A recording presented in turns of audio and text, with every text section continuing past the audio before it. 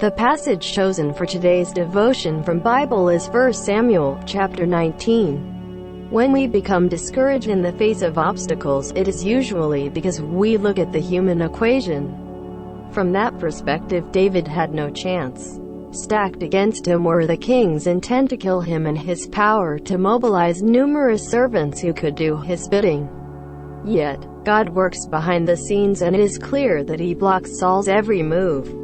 We are reminded once again that it is not the hopelessness of our human circumstances but God's presence with us that will determine the outcome. God often works through others. Jonathan's selfless help will lose him the throne but give David some breathing space.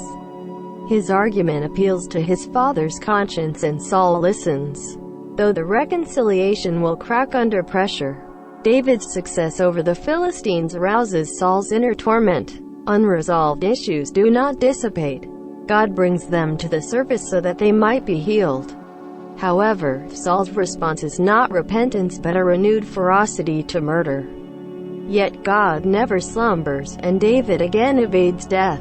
Michal's protectiveness of her husband has some dubious aspects, though the narrator does not condemn her explicitly.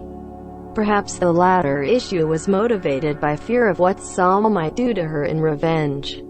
David inspires love and loyalty in Saul's own family, surely a thorn in the king's flesh.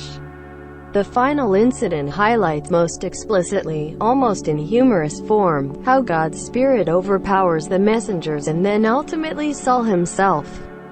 The possession of the Spirit once marked Saul out as king.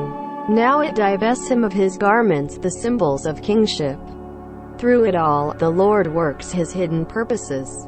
Lord, may we recognize your hidden work, whether you are awakening our conscience, supporting us, or revealing your perspective on our situation.